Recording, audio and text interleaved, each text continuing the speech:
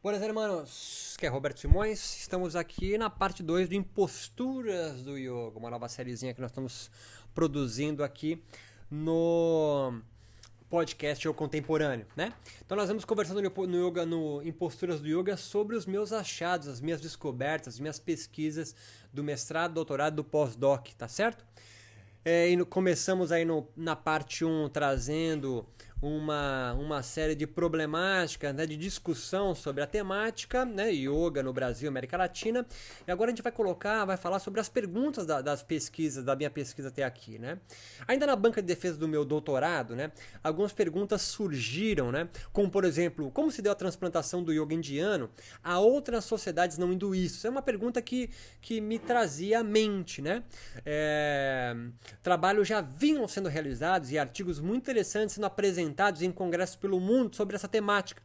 Entre mentes, o caso dos países latino-americanos continuava envolto em mitos pelos yogis formadores de opinião, né? E em blogs pela internet e livros autobiográficos, muitas vezes, né?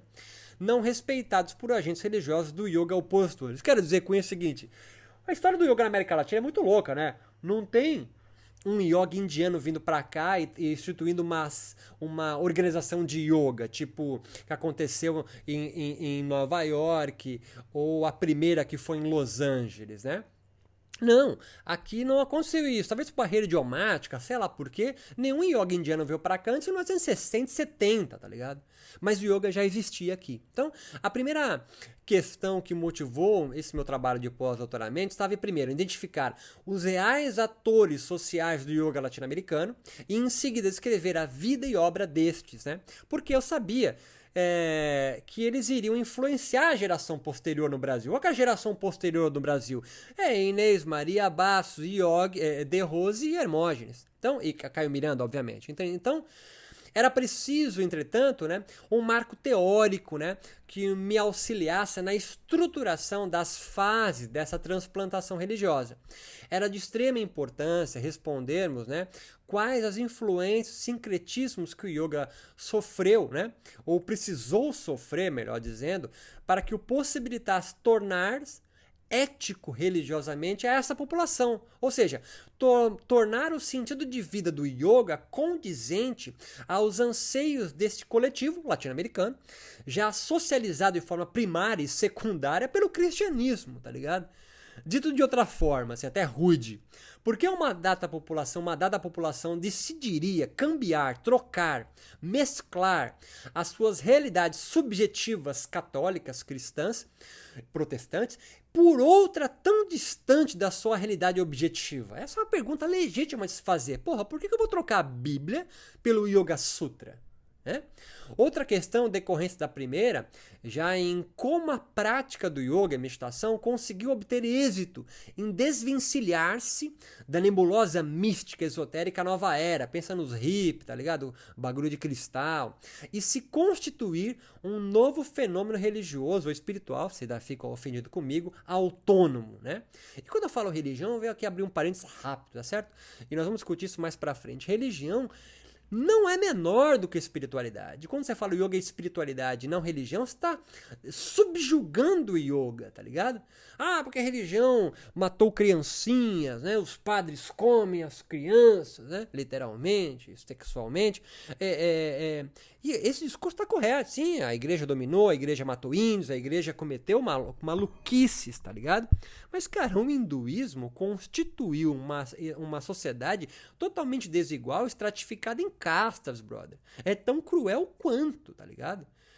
Mas você, porque é hinduísmo, você acha que é um negócio lindo, mas não é. Então, assim, a religião com R maiúsculo, sem nada depois, religião hinduísta, religião budista, religião cristã, não, só a religião, ela é algo intrínseca à sociedade. Se achar que uma sociedade vai existir sem religião, você é um tolo. Você é um tolo.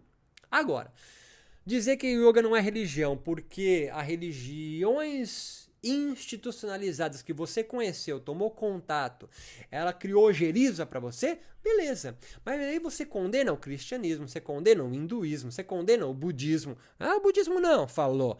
Olha o filme do Coppola, né? Mostrando ali os primeiros jesuítas chegando no Japão, o que eles fazem, né? Agora, você jogar fora a água suja, brother, com o bebê, né?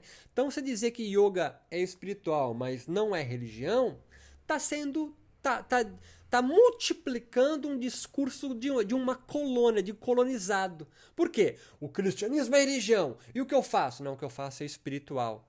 Tá sendo tolo, mas a gente volta nisso. Não? Dito isso, né? Pois eu penso assim, não deve ter sido uma tarefa simples a esses primeiros atores sociais do yoga, né? Delimitarem suas membranas identificatórias nessa porosidade que marca o movimento religioso Nova Era e todas as religiosidades, espiritualidades, enfim, que o permeiam. Houve e ainda há e sempre haverá uma tensão sendo travada entre yogis mais híbridos e permissíveis contra ou yogis mais tradicionalistas que reagem a qualquer aproximação do yoga, suas experiências, comunidades, escrituras e práticas, a novas instituições, seja da ciência ou das religiões. Essa tensão é ambivalentemente o que diferencia e aproxima os yogis a identificar-se como fenômeno religioso singular modernamente. Entre mentes, não poderia deixar de salientar que sempre me interessou a dialética do corpo, mente e alma na forja dos sentimentos, experiências e comportamentos religiosos, mas também, ou em conjunto a isso, como os textos religiosos, sobretudo do yoga aqui em questão, estão embebidos de referências corpóreas e mais ainda, como a lógica corpo-percepção, hábitos religiosos integram as comunidades a perceberem realidades similares que os permitem identificar o que é ou não yoga, por exemplo, na sociedade em que vivem. Dito de forma mais simples, né? A realidade objetiva e subjetiva do yoga devem muito ao complexo corpo, alma, mente, na consolidação das suas narrativas, né? É sabido que o yoga concebe as experiências corporais como algo muito importante.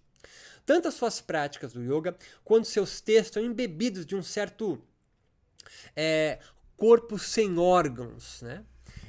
Ou seja, de uma fisiologia sutil que fornece aos yogis um norte do bem e do mal, ou do certo e do errado. Em suma, né? A ética yógica é corporal em boa e grande medida. O que eu quero dizer aqui é o seguinte: a consolidação de uma narrativa do yoga, religiosa, aqui é do yoga, ela passa pelo corpo. O yoga é muito forte nisso, né? A experiência do yoga, muito mais que pautado em escrituras, está pautado na experiência subjetiva que você tem, que é construída, forjada pelo corpo. Dito de forma mais simples ainda, um evangélico, né, que vai na igreja, né, é o culto, né, quando ele diz fui tocado pela palavra do Senhor no culto, é isso que legitima o texto, não é o contrário, a leitura da Bíblia que legitima a fé dele. A fé dele é legitimada pela experiência, pelo sentimento, pela fé, que é advinda corporalmente. E o yoga não é diferente disso. Quando essa fisiologia do yoga, né, desconhecida da sabedoria biomédica convencional, começa a ser aceita pelos coletivos distantes da sociedade indiana, é óbvio que essas experiências e a própria singularidade do yoga vai ser modificada. Contudo, esperava-se que essa fisiologia sutil ou religiosa que é empregada do yoga, em relação com a lógica científica, fosse enfraquecendo a coesão social dos seus núcleos e sendo substituída absolutamente pela ciência, né? Então, quando o yoga começa a se aproximar modernamente, né, das suas práticas, experiências com a ciência biomédica, a lógica de um cientista da religião é pensar que isso vai aniquilar com a espiritualidade do yoga. Mas não. A ciência biomédica enriquece, legitima o yoga mais ainda como uma religião válida, né? A fisiologia do yoga vai sendo ressignificada simbolicamente, isso significa subjetivamente e objetivamente também, porque hoje você acredita em prana, porque hoje você tem uma fé inabalável que chakra existe e que Kundalini está na base da sua coluna e que vai ascender, serpenteando a sua medula até o topo da cabeça, que aí você se ilumina.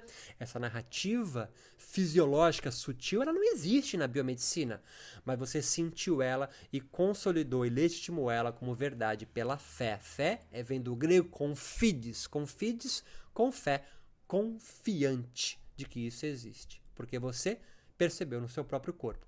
Em palavras mais simples ainda, a ciência e o yoga se modificaram. Tanto ser possível, e eu relato isso na minha tese, né?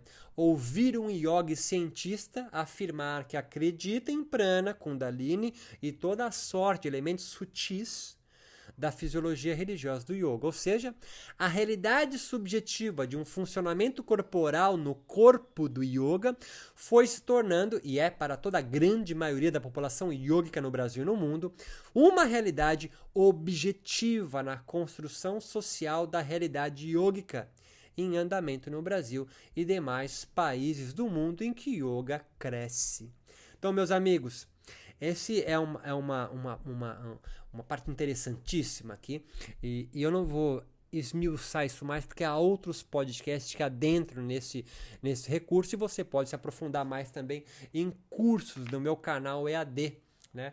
Plataforma do Roberto Simões EAD. Você vai encontrar ali cursos meus completos falando sobre isso por apenas R$19,90. Tem mais curiosidade? Adentra lá o meu site, você vai ter um link no yocontemporâneo.com para ir direto para minha plataforma EAD e ter mais contatos com os meus ensaios, meus artigos, se você ainda não conhece, no meu site yocontemporâneo.com. Dúvidas, angústia, mágoa, depressão, rancor?